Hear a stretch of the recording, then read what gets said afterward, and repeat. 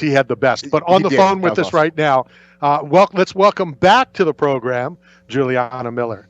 Juju, how are you? I am doing awesome. Happy to be here with you, Randy. First and foremost, congratulations on the results of the most recent episode.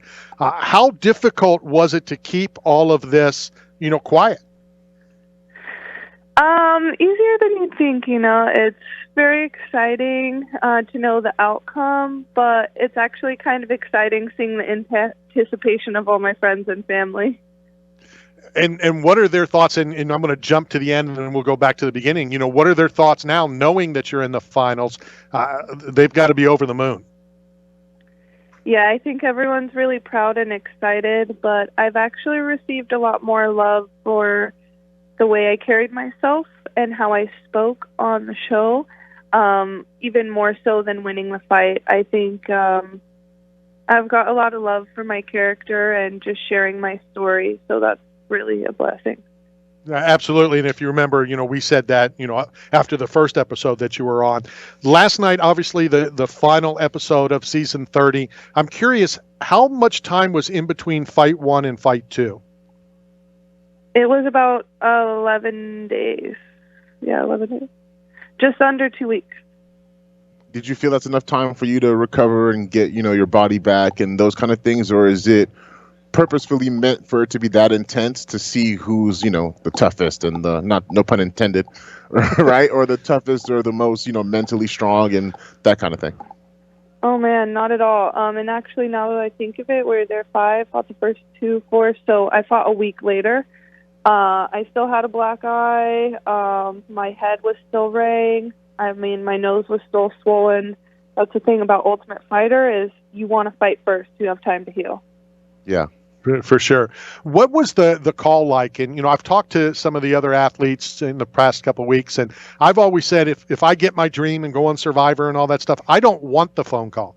I don't want to reconnect. I want to stay, so I don't get emotional. What was the call like for you?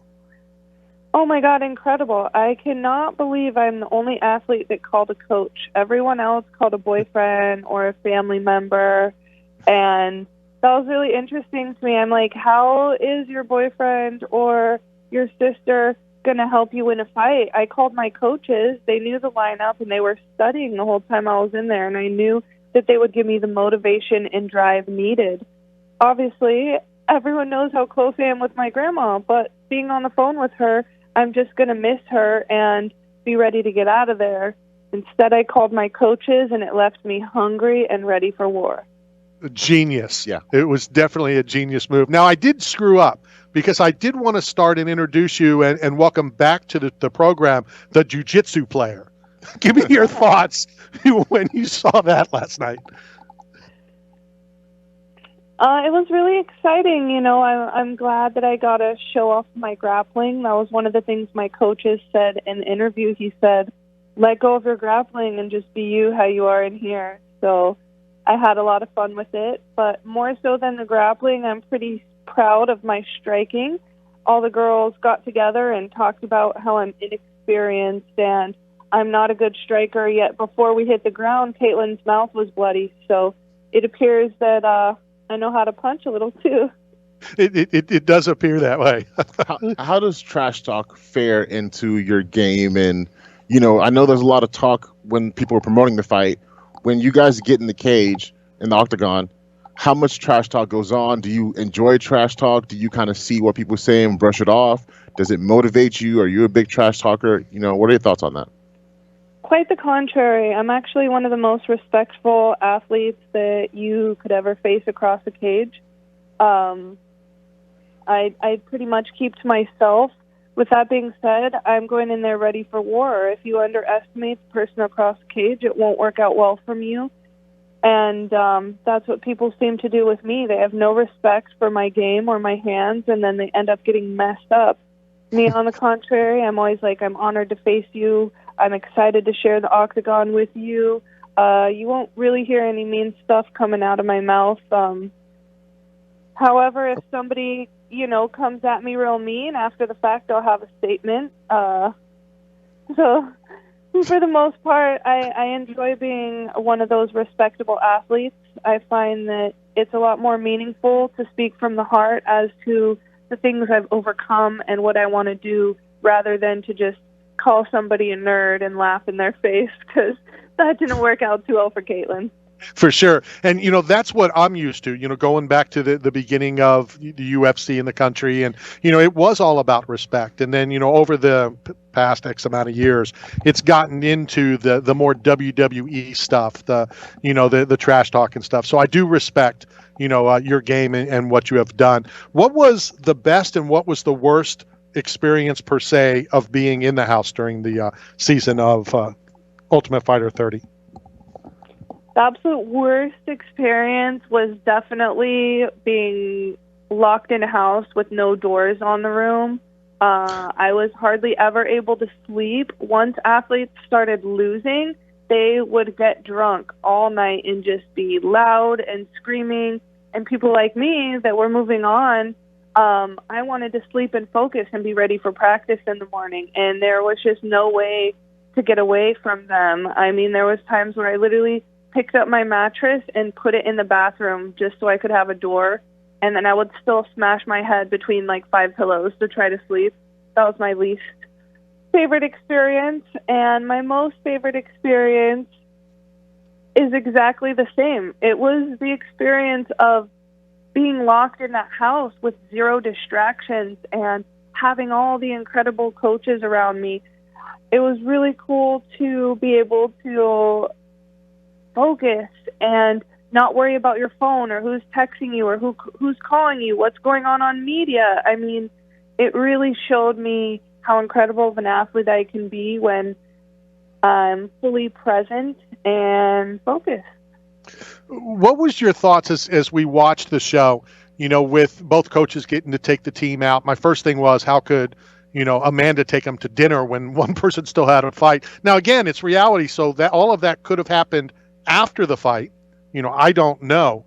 But what was the experience like going and seeing the Jabbawockeez and the whole team hanging out?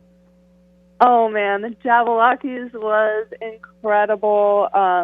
Juliana's head coach, Rick Little, he's actually been a fan of them forever. And on one of Juliana's UFC fights, he's like, I'm taking you out. And she's like, no, I want to stay in the room and focus. And after that event, they ended up noticing her, and she fell in love with it, coming to realize that dancing, performing, fighting, it's all very similar, being in sync with your body and learning how to move to a rhythm. So it ended up being really huge. And ever since, she's been a huge fan. And for us to get to go out and do that, it was such a breath of relief to be out of that pressure cooker and just be able to hear some tunes. Oh my gosh, I was screaming and dancing my life away. I loved it. And getting to talk to them after, a lot of them actually speak a lot about fighting through injuries. He's like, man, while we're dancing, sometimes we're on stage with torn knees, broken wrists, broken elbows. And in the beginning, the Jabbawockeez only had 5. Now there's about 15 or 20 that they're interchanging. But in the beginning, there wasn't very many of them, which means there were no breaks as they were on the up and coming, which really hit home to me, because I'm like, man, I fight the day after tomorrow. There is 0 breaks. I'm injured. Claire broke my nose, man. My whole body was hurt. I didn't have time to heal. And hearing them speak about just going out there and performing regardless of how your body feels was inspiring to me, and it was just a breath of relief. I'm so grateful we got to do that. And you're right.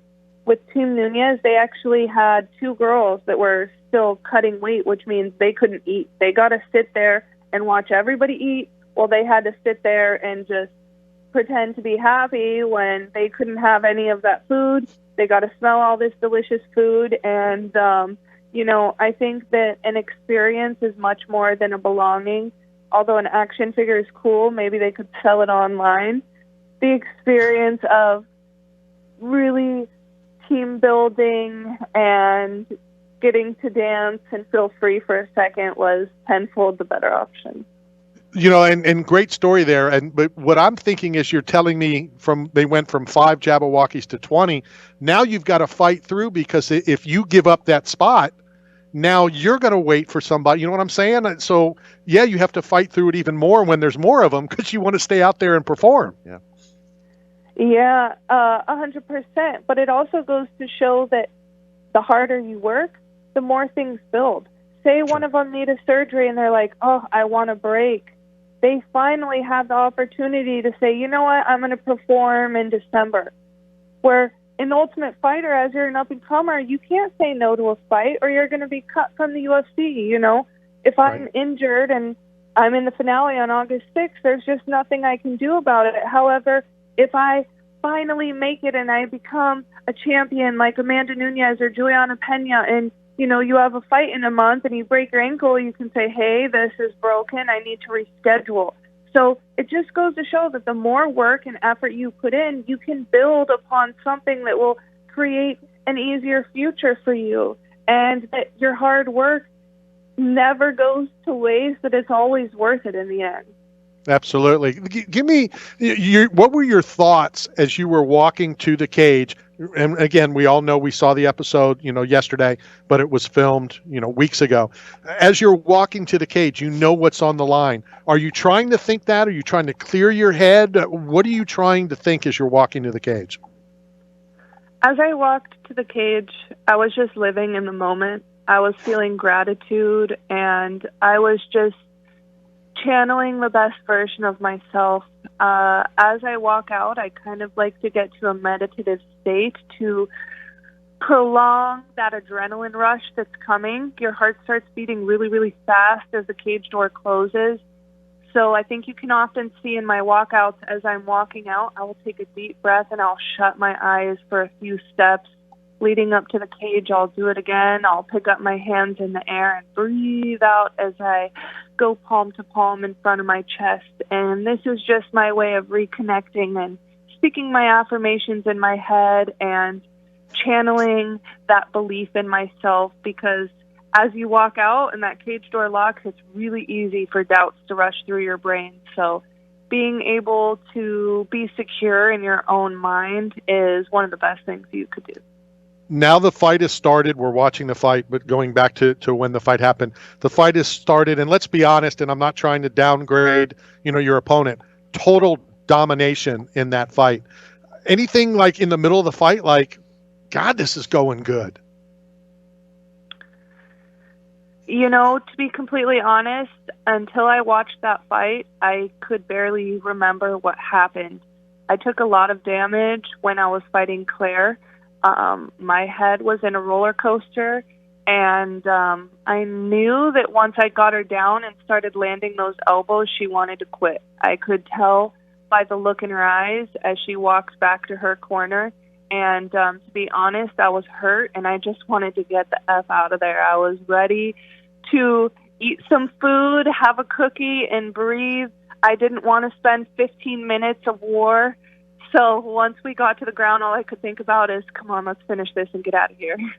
And you definitely did that. I was so happy watching it. I'm so happy for you, Juliana. Best of luck. I know we're going to talk again, before the fight. I've personally taken care of the situation that you and I talked about. And I promise you that a box is going to be in the mail to you tomorrow. Man, the box is the least important. It's really cool to be able to be here with you and share my story. And for the people listening, this is something that I said on the episode, but what I truly believe, from nothing to something, is a true statement. No matter where you are in life, you can always climb the hill to success. That it's going to be scary and it's going to be hard, but honestly, if I can do it, you can too. So find something you're passionate about and just go for it and shoot your shot, baby. Awesome. Thank you. Let's talk again real soon. Have a great day. Thanks for having me. You as well, Juliana Miller, in the finals, and I'm so happy. And we talk about this all the time. Being in the media, you don't want to show, and it's all equal. And, especially when I become friends with two fighters, I hate it. But she has been so cool, on every episode, in the two fights, the two times she came on the show. And I wish her nothing but the best. And I got to be honest, I hope she wins it. I thought you were going to call out for using the word war. It's not war. It's sport. Well, hey, if you're getting punched in the face, it's gonna feel like war. I promise you that. That's not. You know, in MMA, and I've always wondered this, and I don't know if Juliana's still on or not. Game, sport. You know, we always call it, you know, the game, but it's a sport. Mm-hmm. So, do we not call it a game? You know, baseball's a game. It's still a sport. Yeah. I think it's both. I think it's both because it's still done in fun. The intent is not for anyone to die, you know, like I feel like it's a game and it's a sport. Well, yeah, it's not the gladiators back in the Roman days. Yeah, I think it's both. It's a game and it's a sport. But I'll be honest with you, there are plenty of times where I've been in football games and your body literally, you're just like, I want this to be over. Everything hurts. I'm dehydrated. I'm tired. I'm exhausted. You're doing a 2-minute drill. You're 20 plays in, and I promise you, it feels like war. And then afterwards, when you wake up the next day, it feels like you were in a war. To be a game, does it have to have a clock? Does it have to be like timed? Well, golf, there's not a clock. But is that a sport? Is it really a sport? I just wanted to say that yes, it is a sport because there is judges and it does have points. However, name any other sport that's not a martial art where you can just tap out and quit. Think about football. You're down 72-0. Are you just going to lay flat on the field and say, hey? Caleb would absolutely lay down. I would not. I would not because that is very, very, very embarrassing. But that's funny, yeah. That is a great take. 100% it is a sport, but at the end of the day, when you're putting your body on your line and you can get split and cut open, it becomes a little more of a significance in your head, realizing if my knee gets broken bad enough, I'm never going to walk again. I might never carry my kids enough. If my retina is broken in half, how am I going to pay for my future? So it really does put you in a sense of war because now it's an extreme of your body on the line. But you are right, it is a sport, and some people view it as such, but then there's killers like myself that see it as war, and I'm about to fight a game player, so let's see how it turns out for the woman who thinks it's a sport versus the woman who's ready for war. Or well, the difference was the difference of a game and sport, not sport and the war. Yeah, so I'm saying it's not necessarily. What do you consider a game? I don't know. That's what I'm saying. Because I'm thinking game and sport's the same thing. Okay, fine. Okay, I'll say it like this. Sport is the generalization of, like, football is a sport, but I have a football game, right? So I have a game this Sunday. I'm playing the sport of football, but this certain match is the game I'm playing. But see, I wouldn't call a fight a game. A fight is a fight. It's more than a game. They call it the fight game, though. I've heard that said plenty of times. So, who knows? Who knows? How about this? Why don't you step in the cage with me for 2 2-minute rounds, and we'll see if you. I'm not stepping in there. Caleb, I'm gonna bow out right now. 6'6", 320. Did you see what she did to the last person that stepped in there? How about you step in there? I'll step in there. We're about the same. I'm a super heavyweight. Yeah, I can't. I'm disqualified. It doesn't work. I've had the. I don't want to call it a pleasure because it wasn't a pleasure. I grappled with Matt Hughes for 5 minutes, and it wasn't pleasant. I'll tell you that much. Yeah. It was the longest 5 minutes. It felt like 3 days. I've been choked out. I'm not doing that again. I'm good. All good. All right, Juliana, we'll talk to you again soon. Let's hit this break. Coming to you live from Tournament to Pizza. This is Knockout Radio, brought to you by 8 Man Strong and Staff Zone.